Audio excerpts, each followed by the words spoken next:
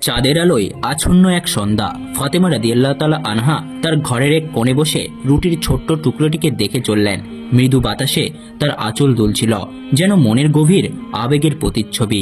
বাইরে তখন মাগরিবের আজানের সুমধুর ধ্বনি বাতাসে মিশে গেছে। তিনি ভাবলেন, আমার আব্বাজান কি এখনো না খেয়ে আছেন? বুকের মধ্যে কেমন একটা হাহাকার বেজে উঠল। আর থাকতে পারলেন না, রুটির টুকরোটি আঁচলের মধ্যে গুজে নিয়ে বেরিয়ে পড়লেন অন্ধকার গলিপথ ধরে।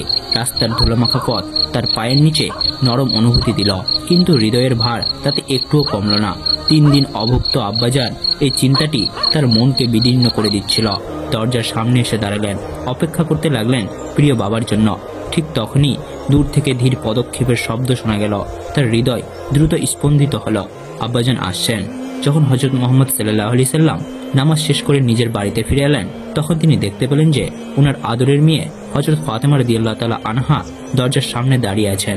হযরত মুহাম্মদ সাল্লাল্লাহু আলাইহি সাল্লাম ওনার আদরের মেয়ে হযরত ফাতেমা রাদিয়াল্লাহু তাআলা আনহাকে উদ্দেশ্য করে প্রশ্ন করলেন, হে মা ফাতেমা, আজ হঠাৎ করে এই সময় তুমি ঘরের বাইরে দাঁড়িয়ে আছো কেন? অতঃপর হযরত মুহাম্মদ সাল্লাল্লাহু আলাইহি সাল্লাম ওনার আদরের মেয়ে হযরত ফাতেমা রাদিয়াল্লাহু তাআলা আনহাকে নিয়ে ঘরে ঢুকলেন। তখন হযরত ফাতেমা রাদিয়াল্লাহু তাআলা আনহা নবীজি সাল্লাল্লাহু আলাইহি সাল্লামকে উদ্দেশ্য করে বললেন, আব্বাজান, আজ যখন আমি ইফতার করছিলাম তখন আপনার কথা আমার প্রচন্ড মনে পড়ছিল, তাই আমি আমার খাবারের অর্ধেক আপনার জন্য নিয়ে এসেছি। উক্ত কথাগুলো শুনে দয়াল নবী 2 চোখের পানি ছেড়ে দিয়ে বললেন, মা, তুমি আজ আমার জন্য খাবার নিয়ে এসে অনেক উপকার করেছ। আজ যদি তুমি আমার জন্য খাবার না নিয়ে আসতে, তাহলে হয়তো 4র্থ দিনের মতো আমাকে অভুক্ত অবস্থায় থাকতে হতো। বিশ্বনবী হযরত মুহাম্মদ সাল্লাল্লাহু আলাইহি সাল্লামের মুখে এমন কথা শুনে হযরত ফাতেমা রাদিয়াল্লাহু তাআলা আনহার চোখ দুইটি অশ্রুজলে ভিজে গেল। হযরত ফাতেমা রাদিয়াল্লাহু তাআলা আনহা ওনার আঁচল থেকে সেই রুটির অর্ধেক টুকরো বের করে হযরত মুহাম্মদ সাল্লাল্লাহু আলাইহি সাল্লামকে খাওয়াতে লাগলেন এবং অশ্রুশক্তি কণ্ঠে আমাদের নবী হযরত মুহাম্মদ সাল্লাল্লাহু আলাইহি সাল্লামকে বললেন, আব্বাজান, আজ হয়তো আমার বদৌলতে আপনি কিছু খেতে পেয়েছেন, কিন্তু কাল কি হবে? কালকে আপনি খাবারের জন্য কি পাবেন? আমাদের বা কি হবে? আমরা তো এটাও জানি না যে কাল আমরা কিছু খাবার পাবো কিনা। উক্ত কথাগুলো শুনে আমাদের নবী হযরত মুহাম্মদ সাল্লাল্লাহু আলাইহি সাল্লাম ওনার আদরের মেয়ে হযরত ফাতেমা রাদিয়াল্লাহু তাআলা আনহাকে উদ্দেশ্য করে বললেন, মা, বেশি বেশি ধৈর্য ধারণ করো, কারণ আমাদের এই ধৈর্যের কারণে মহান আল্লাহ তাআলা আমার দুর্বল উম্মতের গুনাহসমূহ ক্ষমা করে দিবেন। সুবহানাল্লাহ। অতঃপর হযরত মুহাম্মদ সাল্লাল্লাহু আলাইহি সাল্লাম তার উম্মতকে অর্থাৎ আমাদের বাঁচানোর জন্য কতই না প্রচেষ্টা করেছেন। 3 দিন যাবত না খেয়ে কাটিয়েছেন, কিন্তু তিনি একটু মাত্র কষ্ট পাননি। হযরত মুহাম্মদ সাল্লাল্লাহু আলাইহি সাল্লাম চেয়েছেন ওনার কষ্টের বিনিময়ে যেন ওনার উম্মত অর্থাৎ আমাদের গুনাহসমূহকে ক্ষমা করে দেওয়া হয়। কিন্তু প্রিয় দর্শক, আমরা নবীজির উম্মত হয়েও নবীজির সুন্নত পালন করি না। ওনারা ইফতার করার জন্য যত সামান্য খাবার পেয়েছেন, অথচ যদি আমরা আমাদের দিকে লক্ষ্য করি তাহলে আমরা দেখতে পাই যে আমরা যা খাই তার চাইতে বেশি অপচয় করি। আমাদের উচিত যতটুকু আমাদের সাধ্য খেলায় ততটুকু খাবার গ্রহণ করা এবং ক্ষুধার্ত কোনো ব্যক্তিকে নিজের খাবারের সঙ্গী বানিয়ে নেওয়া। মহান আল্লাহ তাআলা আমাদের সবাইকে বোঝার তৌফিক দান করুক এবং এই রমজান মাসে অপচয় করা থেকে আমাদের সকলকে রক্ষা করুন। সকলে বলুন আমিন। প্রিয় দর্শক, যে নবী আমাদের জন্য এত কিছু করেছেন, আসুন সে প্রাণের নবী হযরত মুহাম্মদ সাল্লাল্লাহু আলাইহি সাল্লামের সমর্থনে কমেন্টে কলেমা লিখি, লা ইলাহা ইল্লাল্লাহ মুহাম্মাদুর রাসূলুল্লাহ সাল্লাল্লাহু আলাইহি সাল্লাম। রমজান মাসের একদিন এক ব্যক্তি বিশ্বনবী হযরত মুহাম্মদ সাল্লাল্লাহু আলাইহি সাল্লামের নিকটে এসে উপস্থিত হলেন এবং বললেন, ইয়া আল্লাহর রাসূল সাল্লাল্লাহু আলাইহি সাল্লাম, আমি রমজান মাসের দিনের বেলায় স্ত্রীর সাথে সহবাসে লিপ্ত হয়েছি, এখন আমার কি করণীয়? বিশ্বনবী হযরত মুহাম্মদ সাল্লাল্লাহু আলাইহি সাল্লাম তখন সে ব্যক্তিকে বললেন, তোমার কি একটি ক্রীতদাস আজাদ করার সামর্থ্য রয়েছে? তখন সে ব্যক্তি বলল, জি না। তখন হযরত মুহাম্মদ সাল্লাল্লাহু আলাইহি সাল্লাম বললেন, তাহলে ধারাবাহিকভাবে 2 মাস রোজা রাখতে পারবে? তখন সেই ব্যক্তি বলল, জি না। তখন নবীজি সাল্লাল্লাহু আলাইহি সাল্লাম পুনরায় বললেন, তাহলে তোমার কি 60 জন মিসকিনকে খাওয়ানোর সামর্থ্য রয়েছে? তখন সেই ব্যক্তিটি বলল, তাও নেই। এমন সময় বিশ্বনবী হযরত মুহাম্মদ সাল্লাল্লাহু আলাইহি সাল্লামের কাছে এক পাত্র খেজুর হাদিয়া এলো। তখন বিশ্বনবী হযরত মুহাম্মদ সাল্লাল্লাহু আলাইহি সাল্লাম সে ব্যক্তিটিকে বললেন, এগুলো তোমার পক্ষ থেকে গরিবদের মাঝে দিয়ে দিও। তখন সে ব্যক্তিটি বলল, আমাদের চেয়েও গরিবদেরকে দিব, মদিনার 2 সীমান্তের মাঝে তো আমাদের চেয়ে গরিব আর কেউ নেই। তখন নবীজি সাল্লাল্লাহু আলাইহি সাল্লাম বললেন, এগুলো তোমার পরিবারকেই খাইয়ে দাও। সুবহানাল্লাহ। রমজান মাসের এক রাত্রে বিশ্বনবী হযরত মুহাম্মদ সাল্লাল্লাহু আলাইহি সাল্লাম সেহরি খাচ্ছিলেন, আর সেই সময় হযরত আলী রাদিয়াল্লাহু তাআলা আনহু বিশ্বনবী হযরত মুহাম্মদ সাল্লাল্লাহু আলাইহি সাল্লামের সঙ্গেই ছিলেন। এমন সময় হযরত বেলাল রাদিয়াল্লাহু তাআলা আনহু সেখানে এসে উপস্থিত হলেন এবং বলতে লাগলেন, ইয়া রাসূলুল্লাহ সাল্লাল্লাহু আলাইহি সাল্লাম, সময় তো শেষ হয়ে গিয়েছে আর আমি আজান দিতে মসজিদে যাচ্ছি, দয়া করে আপনি তাড়াতাড়ি খাবার খাওয়া বন্ধ করুন এই কথা বলে হযরত বেলাল রাদিয়াল্লাহু তাআলা আনহু আজান দিতে মসজিদে চলে গেলেন। হযরত বেলাল রাদিয়াল্লাহু তাআলা আনহু মসজিদে প্রবেশ করে আজান দেওয়ার জন্য প্রস্তুত হতে লাগলেন। কিন্তু এরই মাঝে হযরত বেলাল রাদিয়াল্লাহু তাআলা আনহুর মনে পড়ে গেল যে জানি না হযরত মুহাম্মদ সাল্লাল্লাহু আলাইহি সাল্লাম খাওয়া সমাপ্ত করেছেন কিনা। বিশ্বনবী হযরত মুহাম্মদ সাল্লাল্লাহু আলাইহি সাল্লামের কথা চিন্তা করেই হযরত বেলাল রাদিয়াল্লাহু তাআলা আনহু আজান না দিয়ে পুনরায় হযরত মুহাম্মদ সাল্লাল্লাহু আলাইহি সাল্লামের নিকটে ফিরে আসলেন এবং এসে দেখলেন তখনও বিশ্বনবী হযরত মুহাম্মদ সাল্লাল্লাহু আলাইহি সাল্লাম সেহরি খাচ্ছেন। এটি দেখে হযরত বেলাল রাদিয়াল্লাহু তাআলা আনহু বললেন, ইয়া রাসূলুল্লাহ সাল্লাল্লাহু আলাইহি সাল্লাম, আল্লাহর কসম সেহরির সময় শেষ হয়ে গিয়েছে।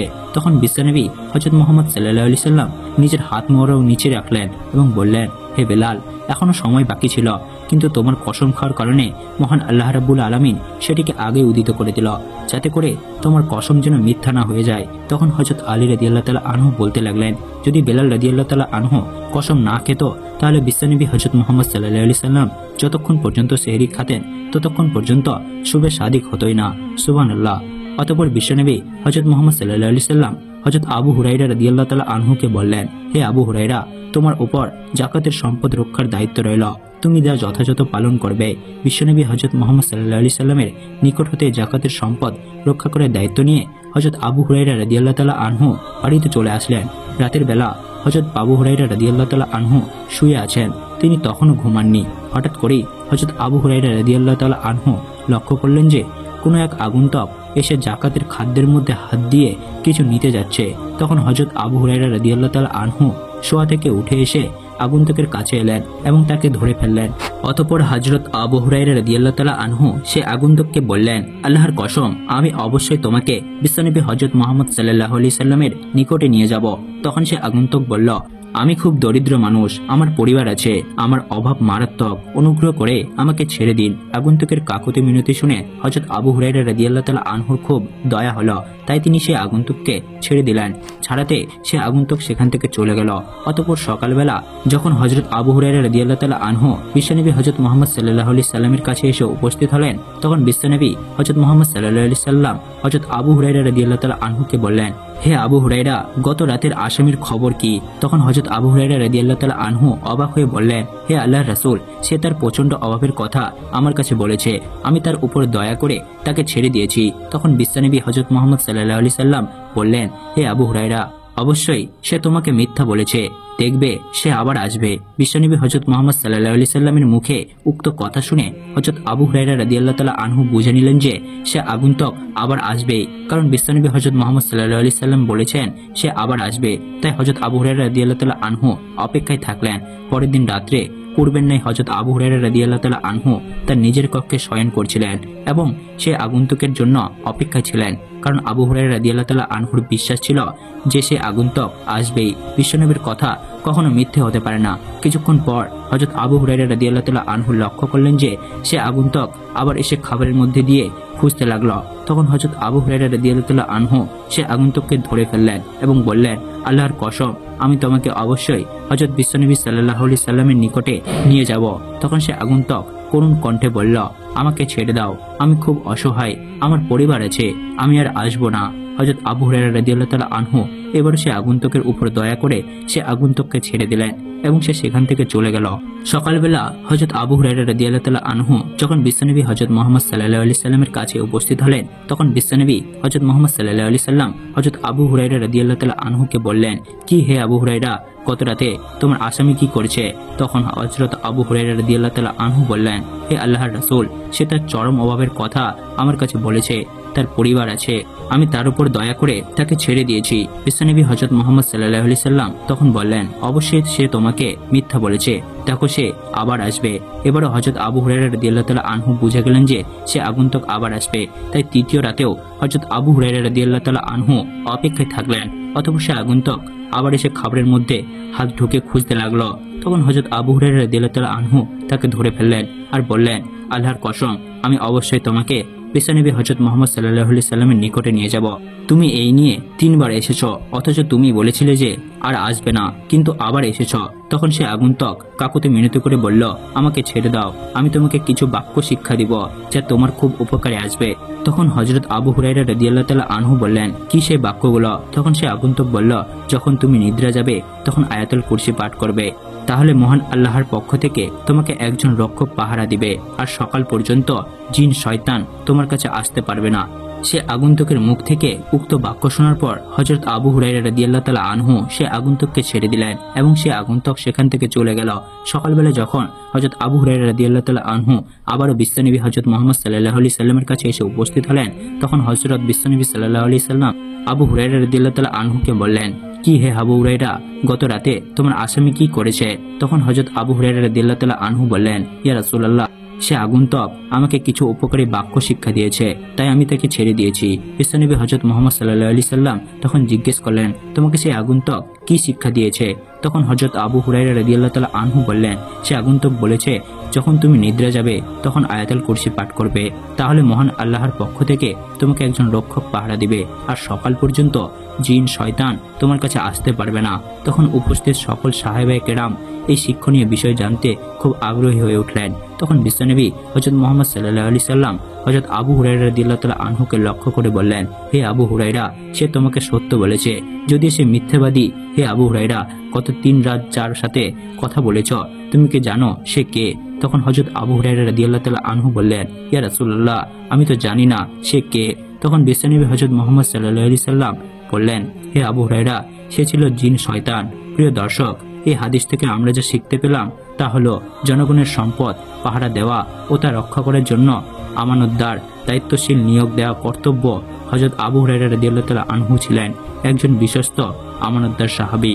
আবু হুরায়রা রাদিয়াল্লাহু তাআলা আনহু দায়িত্ব পালনে একাগ্রতা ও আন্তরিকতা প্রমাণ দিলেন। তিনি রাতেও না ঘুমিয়ে যাকাতের সম্পদ পাহারা দিয়েছেন। বিশ্বনবী হযরত মুহাম্মদ সাল্লাল্লাহু আলাইহি সাল্লামের এটি একটি মুজিজা যে তিনি ঘটনাস্থলে উপস্থিত না থেকেও হযরত আবু হুরায়রা রাদিয়াল্লাহু তাআলা আনহুর কাছে বর্ণনা শুনে বুঝতে পেরেছেন শয়তানের আগমনের বিষয়টি দরিদ্র অসহায় পরিবারের বোঝা বাহকদের প্রতি সাহাবায়ে কেরামের দয়া ছিলেন, এবং বিশ্বনবী হযরত মুহাম্মদ সাল্লাল্লাহু আলাইহি সাল্লাম এই দয়াকে স্বীকৃতি দিলেন। তিনি আবু হুরায়রা রাদিয়াল্লাহু তাআলা আনহুকে বললেন, তাকে কেন ছেড়ে দিলে, কেন দয়া দেখালে? সাহাবায়ে কেরামের কাছে ইলম বা বিদ্যার মূল্য কতখানি ছিল যে অপরাধী শয়তান যখন তাকে কিছু শেখাতে চাইল তখন তা শিখে নিলেন এবং তার মূল্যায়নে তাকে ছেড়েও দিলেন।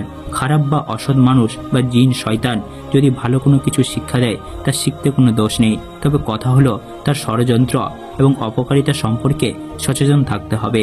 যেমন রাসূল সাল্লাল্লাহু আলাইহি সাল্লাম বলেছেন যে সে তোমাকে সত্য বলেছে, তবে সে মিথ্যুক। এই বিষয়টিকে শিক্ষার একটি মূলনীতি হিসেবে গ্রহণ করা যায়। জিন শয়তান মানুষের খাদ্য খাবারে হাত দেয়, তা থেকে কে গ্রহণ করে এবং নষ্ট করে। আয়াতুল কুরসি একটি মস্ত বড় সুরক্ষা, যারা আমল করতে পারে তাদের উচিত এই আমলটি ত্যাগ না করা। রাতের নিদ্রার পূর্বে এটি পাঠ করলে পাঠকারী সকল প্রকার অনিষ্ঠিত থেকে মুক্ত থাকবে এবং জিন শয়তান বা অন্য কিছুই তার উপর চড়া হতে পারবে না। মহান আল্লাহ তাআলা আমাদের সবাইকে 30 রমজানে বেশি বেশি আয়াতুল কুরসি পাঠ করে নিজেকে রক্ষা করা এবং সওয়াব অর্জনের তৌফিক দান করুক। সবাই কমেন্টে লিখুন আমিন। অতঃপর শাবান মাসের শেষ দিন রমজান এবং রোজা সম্পর্কে বিশ্বনবী হযরত মুহাম্মদ সাল্লাল্লাহু আলাইহি সাল্লাম সাহাবাদের উদ্দেশ্যে ভাষণ দিচ্ছিলেন। নবীজি সাল্লাল্লাহু আলাইহি সাল্লাম বললেন, হে লোক সকল, একটি মহামন্বিত মাস তোমাদের সবাইকে ছায়া হয়ে ঘিরে ধরেছে। এই মাস একটি বরকতময় মাস। এটি এমন একটি মাস যার মধ্যে একটি রাত রয়েছে যা হাজার মাসের চেয়েও উত্তম। আল্লাহ তাআলা এই মাসের সিয়াম তথা রোজা ফরজ করেছেন আর নফল করে দিয়েছেন এই মাসের রাতের নামাজকে।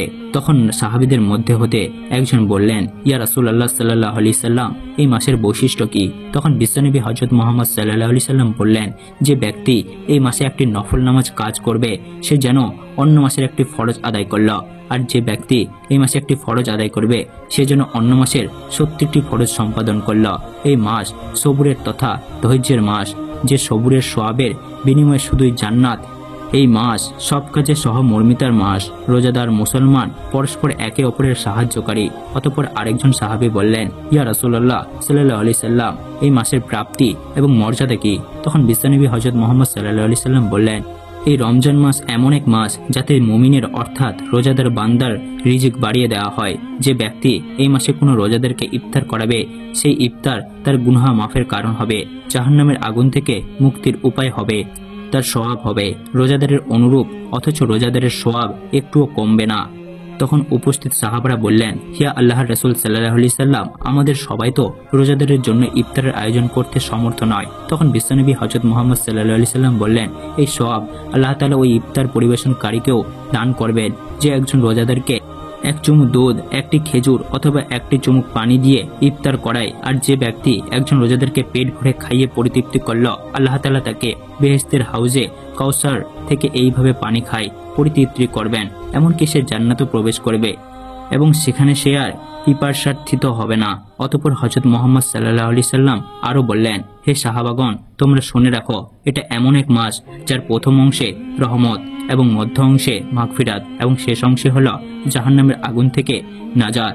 যে ব্যক্তি এই মাসে তার অধীনস্থনের ভার বোঝা সহজ করে নিবে, মহান আল্লাহ তাআলা তাকে ক্ষমা করবেন, তাকে জাহান্নামের আগুন থেকে মুক্তি দিবেন। অতএব তোমরা 4টি কাজ বেশি বেশি করে করবে। 2টি কাজের মাধ্যমে মহান আল্লাহকে সন্তুষ্ট করবে, আর তা হলো লা ইলাহা ইল্লাল্লাহ, অর্থাৎ আল্লাহ ছাড়া কোনো উপাস্য নেই, এই সাক্ষ্য প্রদান করবে এবং ক্ষমা প্রার্থনা করবে। আর 2টি কাজ এমন যা করা ছাড়া তোমাদের কোনো উপায় নেই, আর তা হলো আল্লাহর কাছে বেহেশত চাওয়া এবং দোজখ থেকে মুক্তি চাওয়া। সব কথা ইবলিস শয়তান দূর থেকে আড়াল হয়ে সব শুনছিল। অতঃপর ইবলিস যখন দেখল মহানবী সাল্লাল্লাহু আলাইহি সাল্লাম ও তার সাহাবীরা রমজানের প্রতিটি মুহূর্ত আল্লাহর ইবাদতে কাটাচ্ছেন, তখন সে গভীর চিন্তায় পড়ে গেল। মানুষের অন্তরে এই সদ্ধতা ও আত্মনিয়ন্ত্রণ দেখে তার নিজের অবস্থা নিয়ে ভাবতে শুরু করল। এক রাতে সে অদৃশ্য রূপে মহানবীর দরবারে হাজির হয় এবং অনুশোচনা করে বলল, হে নবী, আমি আদম সন্তানদের বিপথে চালিত করতে চেয়েছি, কিন্তু রমজান আমাকে দেখিয়েছে যে সত্যিকারের শক্তি আল্লাহর অনুগত্য। আমি কি কখনো ক্ষমা পেতে পারি? মহানবী সাল্লাল্লাহু আলাইহি সাল্লাম উত্তর দিলেন, আল্লাহর রহমত অসীম, কিন্তু তুমি নিজেই তার দয়া প্রত্যাখ্যান করেছ। যদি সত্যি অনুতপ্ত হও তবে তোমার কৃতকর্মের জন্য ক্ষমা চাও এবং মানুষকে সঠিক পথে ফেরানোর চেষ্টা করো। ইবলিস কিছুক্ষণ নীরবে দাঁড়িয়ে রইল, কিন্তু তার অহংকার তাকে বাধা দিল। সে বলল, আমি জানি আমার জন্য ক্ষমার দরজা বন্ধ, তবে আমি আজ থেকে এক নতুন শিক্ষা পেলাম, তোমার উম্মত কখনো আমার দাস হবে না। আমি তাদের পথ চলা কঠিন করব, কিন্তু যারা সত্যিকারের ইমানদার তারা সব বাধা অতিক্রম করবে। এরপর ইবলিস চলে গেল। কিন্তু সেদিন থেকে রমজান এলেই সে আতঙ্কিত হয়ে পড়ে, কারণ সে জানে এ মাসে তার প্রতারণা দুর্বল হয়ে যায় আর আল্লাহর রহমত বিজয়ী হয়। তো প্রিয় দর্শক, আমরা যেন এই মাসে বেশি বেশি করে ইবাদত করতে পারি এবং আল্লাহ তাআলা আমাদের যেন ইবলিসের চক্রান্ত থেকে দূরে রাখে এবং হেফাজত রাখে। সকলে কমেন্টে লিখুন আমিন। আজকের মতো এখানেই, খোদা হাফেজ।